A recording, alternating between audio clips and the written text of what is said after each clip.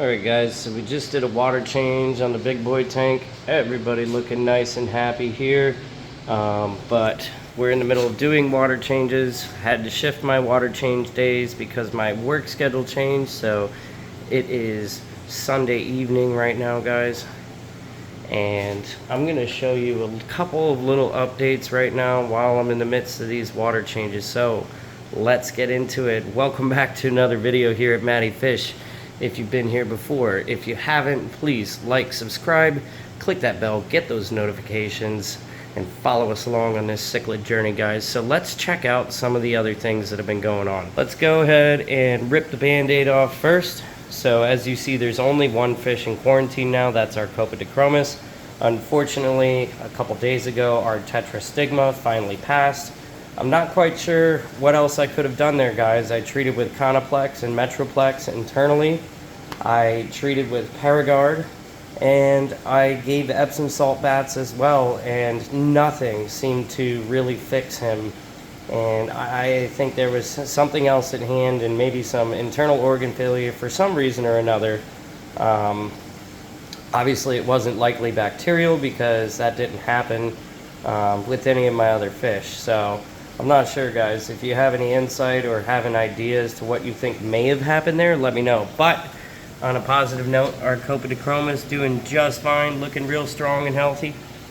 Needs to color up a little bit, but you know, he's doing just fine.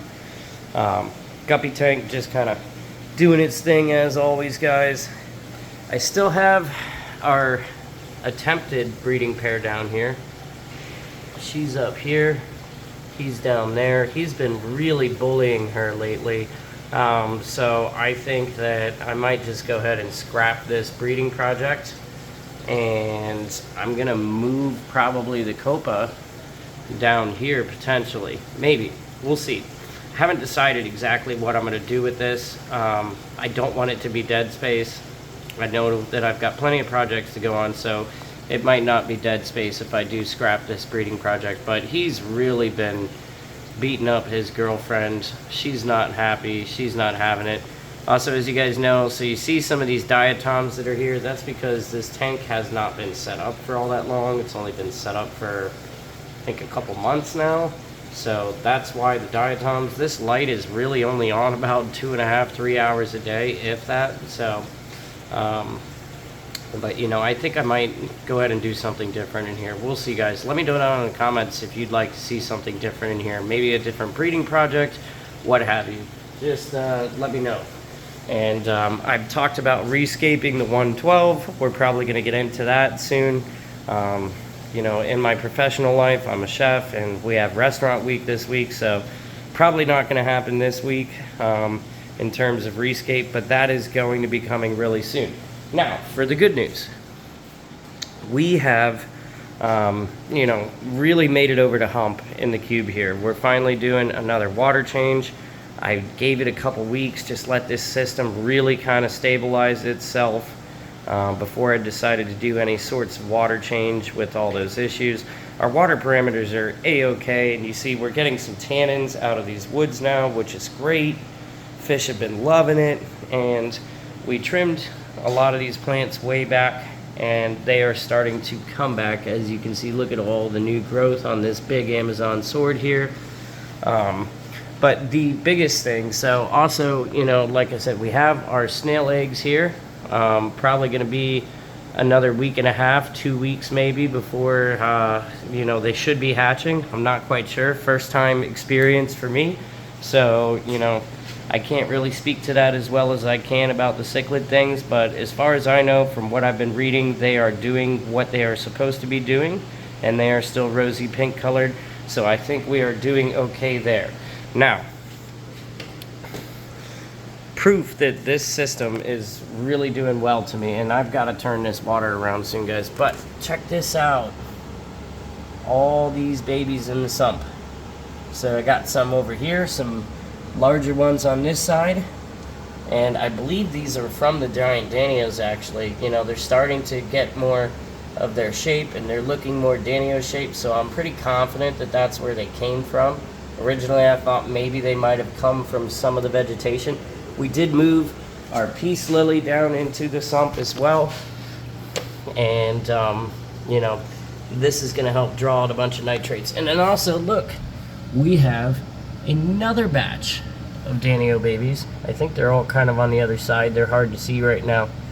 But we have another batch of Danio babies. Some of them are probably down in these bio blocks hiding over here. So we're just going to have to see what we're going to do with these, you know. I might end up culling some of them. I know some of you may or may not be keen on that. It just depends, because like I think right now on this side there's probably 20 to 30, and on this side, which you can't see most of them right now, but there is probably another 20 to 30, and obviously I can't add 50 Danios to this tank. So we're going to figure that out. Maybe I can rehome some of them. If anybody on the channel that's nearby might want some giant Danios, let me know. Hey, I'm looking at you over there, Small Fish. Jake over at Small Fish 16. You want any giant Danios for your South and Central American system as dithers? Let me know. I'll grow these guys up for you. But anyways, anybody else that is near me, I can't ship right now, but anybody else that's near me, if you want some giant Danio babies, let me know. But let me turn this water around real quick, guys, and get some chems going on in here. So hold on one second. All right, I got you guys all set up.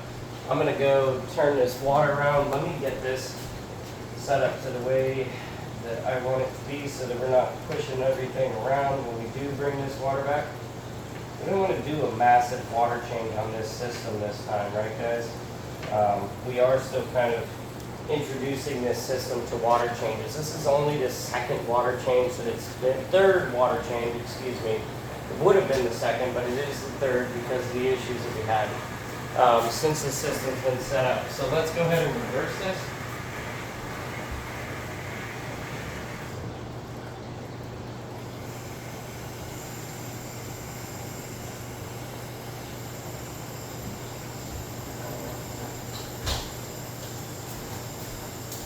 Alright, so now we've got it going the other way. Let's go ahead and get our prime, our stability, and our sea salt going on in here. We really got to be getting on top of this as you turn around. So we've got our prime, it's a 150 gallon cube. So I always like to do just a tiny bit more than the one dose would be. That's fine. You can dose prime up to, I believe, 6 or 10 times the recommended dosage without hurting your fish. We're going to add a little bit of stability in here. We're going to do a couple capfuls up top, and then we're going to put a couple caps in the sump as well. Alright. And then one thing I do put in my tanks with sumps, because they do not have UV light filtration on them. I use a little bit of pristine also. Different type of beneficial bacteria than your stability. We can talk about that in another video if you guys want, but I put this directly into my sump. This is going to help manage your detritus and your waste that builds up in your sump, and it'll keep you from having to clean your sump as often.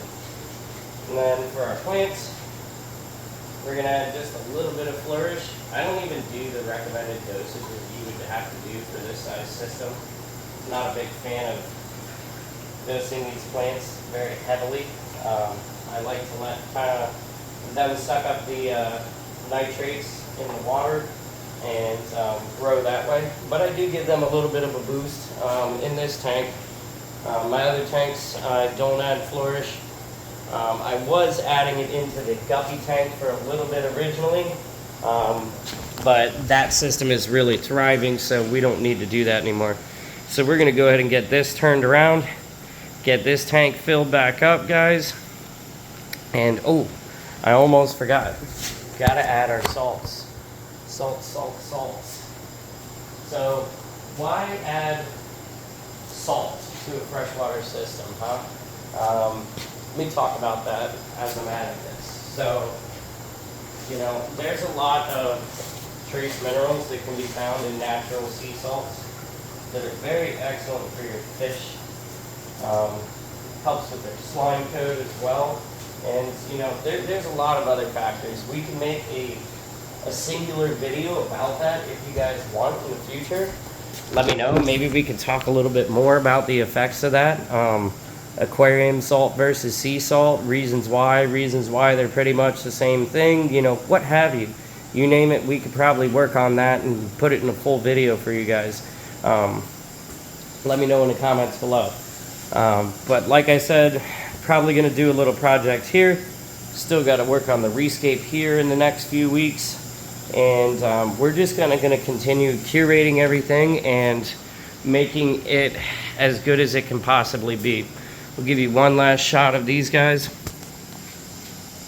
See, they're just in love with this stuff. And they're hungry. Even though they just ate before their water change, they know the hand that feeds.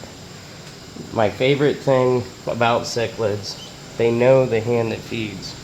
So, and I really just, when I have this track lighting on, I've said it before in many other videos, I love the shadow play that you get with the fish in the background. But anyways, guys, I will catch you in the next video. In the meantime, check out everything that has been going on recently on the channel, and let me know what you would like to see in future out of this channel. Also, announcement for you guys, I think on Tuesday evening, me and Jake from Small Fish 16 are likely to be doing a joint live stream this week.